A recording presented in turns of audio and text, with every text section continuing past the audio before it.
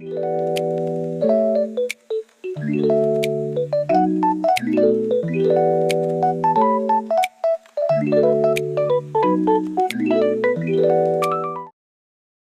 guys, welcome to my channel. Today I'm going to be doing a tour of my manga shelf. It's a little smaller than your average collection just because like while in high school it's been a little difficult to collect manga because it's so expensive, but I still wanted to do a tour of my shelf because I'm going to college soon and this shelf definitely is not coming with me. So while I'm here, I just wanted to do a tour. So I want to start by talking about all of the figures that I have on my shelf. So first I'm going to start with this Mob lookup figure. This one is actually a fake. I got it from AliExpress, but they're just so cute. I want to say that I bought it for like $8, which is honestly way better than like the average lookup figure that cost around $40, and to me it looked the same, so I'm really happy with it. I think it's super cute. Mob Psycho is one of my favorite animes and I love Mob the character, so I just really wanted a figure of him. Right beside him I have a cat figure from Bleach, and this is Inoue. She's I'm gonna be honest, she's not my favorite character. It was a blind box, but it's okay, I still really love the figure. That is actually my only Bleach related thing on my shelf, even though I really do love Bleach. Next I have two blind box figures from Keiju number 8. I'm actually gonna be honest, I kind of forgot their names. I struggle with remembering names that are in Japanese, forgive me. But up top here I got from Target, and the bottom I got from this manga store. I always forget how to say the name, but I'll put up the picture.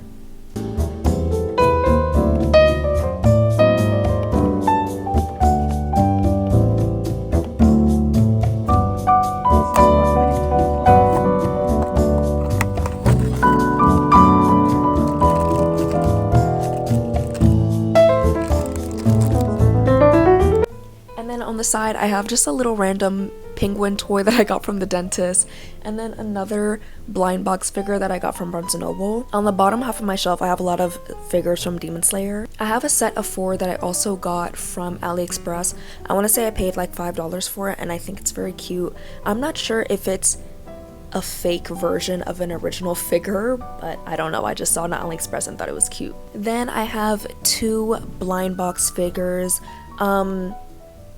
One of them is from Miniso. Inosuke, he's from Miniso, and then Zenitsu, he's from from Target. So both of them are really cute.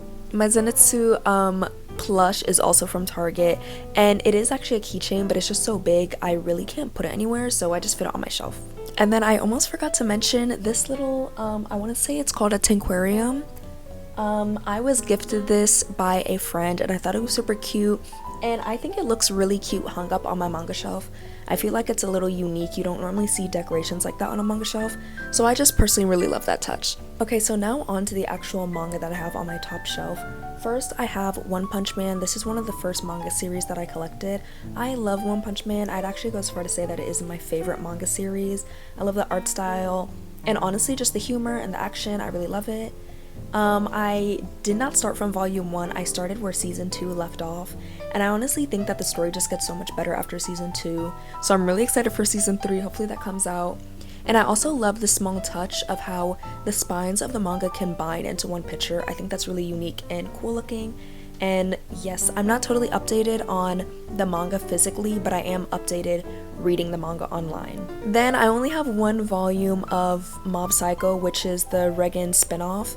I actually, like most people, I really hate the art style of the original Mob Psycho manga, so I haven't collected it, and honestly I'm very content just watching the anime. So yes, I only have this 1 volume, and it hasn't been animated, but I would definitely love to see, I guess it would be like a movie or spin-off episode. Would love to see that when it gets animated. Then I have Go for Nakamura. There's 1 more volume that I really want, and I think it's just those 2. I think it's really cute and really funny. I know it's supposed to be getting an anime soon, which I'm also really excited for. Then I have the Keiju number 8 series. I was reading the manga online first before the physical volumes even came out, and I think I remember the date. It was like December 8th, don't remember the year, maybe 2022 or something. The first volume was out, and I think I got it for Christmas, like literally right when it came out. So I was doing pretty good on collecting the volumes as they came out, but obviously I fell off. There's like 6 more volumes that I haven't collected yet.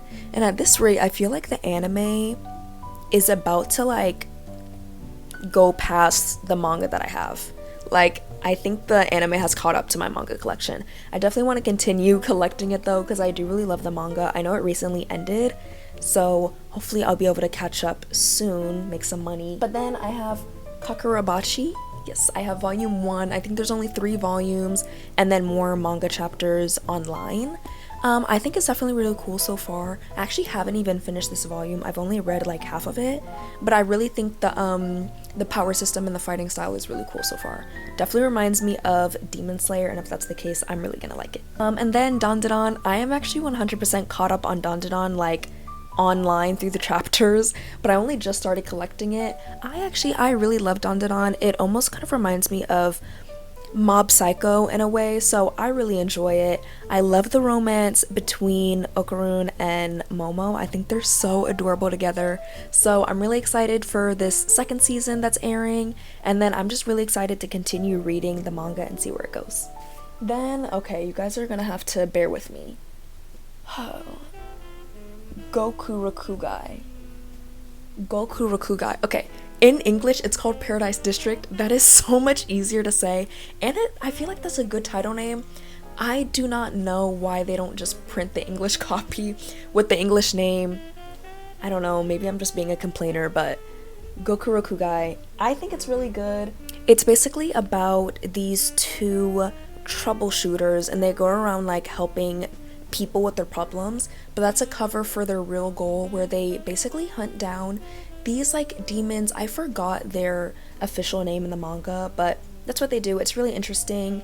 The main character, he's like half human, half demon, kind of similar with other stories like Keiju Number 8 or Demon Slayer. Yeah, I think it's a really good series. I think chapters come out once a month, so the mangas come out pretty slow. From what I know, these 3 volumes are the only ones that are available at the moment, so I'm caught up, thank goodness. Next we have Pup Opposites Attract. If you've seen my latest video not my latest, but if you've seen the video where I was doing a manga reading vlog, I read this one. I think it's so cute. I think there's 2 more chapters out, and I'm really excited to get those just because I think it's such an adorable romance, and it's not about high schoolers, it's about adults. It has dogs in it. I love dogs, those are my favorite animal, so I do really love this manga. Next I have Land of Lustrous. I also read this in my manga reading vlog. It was a little confusing to keep up with. I'm not sure if I'm going to continue collecting the series, especially because it's not cheap. It's not a $10 manga. They're like, if I have to guess, I'd say like $13 per volume.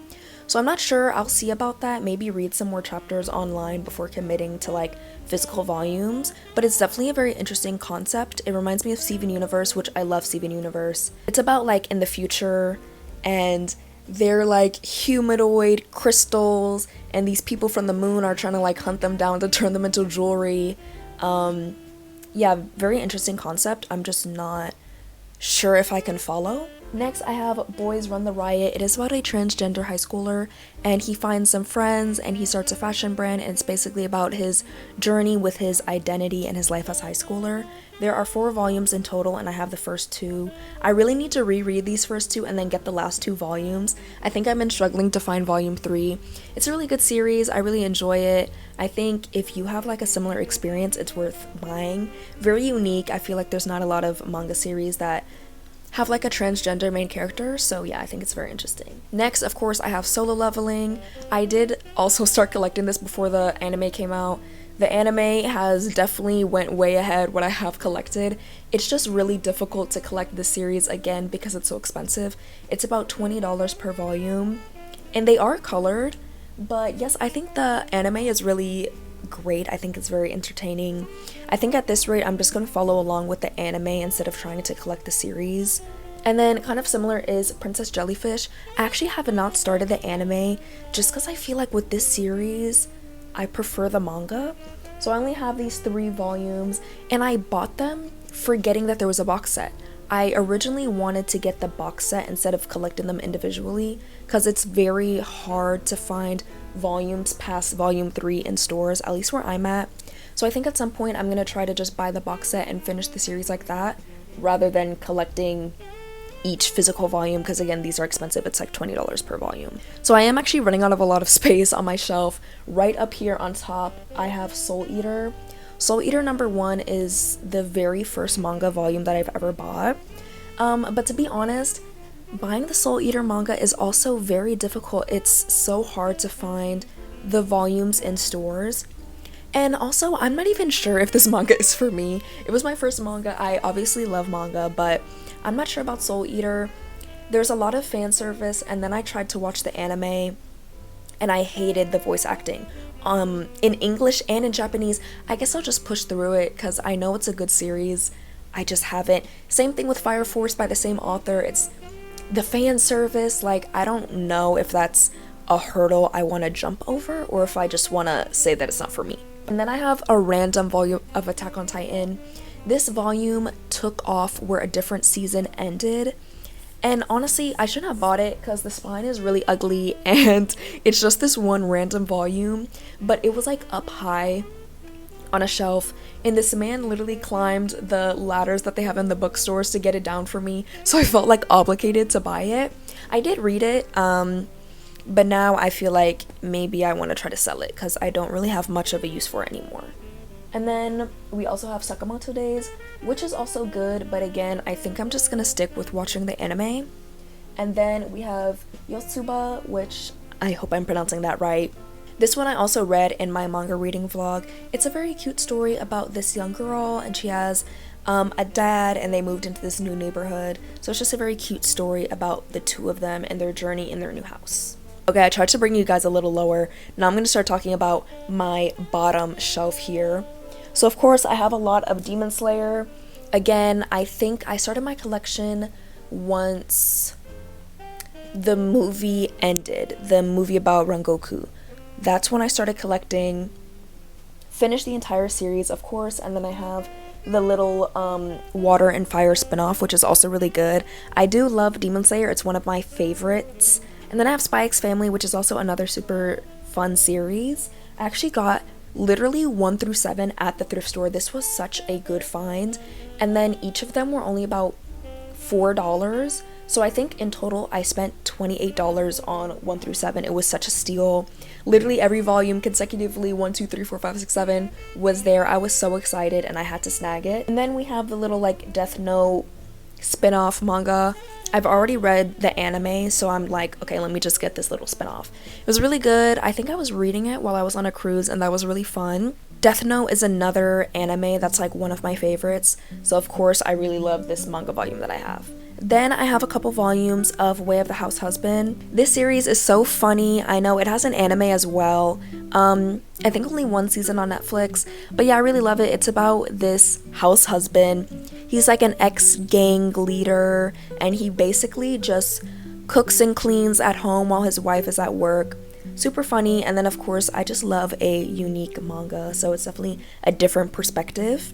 And I also love how it gives like genuine tips on like cooking and cleaning. Like you could literally get advice from this manga. And yeah, it's also just really funny, so I love it. Then I have Hell's Paradise. I've already read the entire manga. It's not very long, but it's also just kind of difficult to collect in person. Normally I only see like a few random volumes, so I've started collecting it. Hopefully in the future I can get all 13 volumes. I really love this series. It's about this assassin named Gabimaru, and he is on death row, and they cannot figure out how to kill him. This is like back in the day when they have these like medieval type methods of executing somebody. So instead he gets the opportunity to go off to this island and find the elixir of life. But this island is crazy. It has all these like monsters and stuff like that. And yeah, it's basically just about a story of him and a bunch of other criminals on X-Row going to this island and trying to find the elixir of life. Very interesting. It has 1 season animated and then another one coming soon. So if you're not into like reading manga, I would definitely suggest watching the anime. It's so good and it's very beautiful as well. Lastly, we have Henkai Pen. This one is I feel like niche. I've never seen anybody mention it. I bought it because I saw it in Barnes & Noble, and of course the cover, brought me in. It's a very interesting story about these gods, I want to say, or these like guardian spirits, and they're having a dispute on how to handle humanity because it's, you know, ruining the earth and the environment. So they're basically trying to figure out, like, okay, how are we going to deal with them? And there's a disagreement.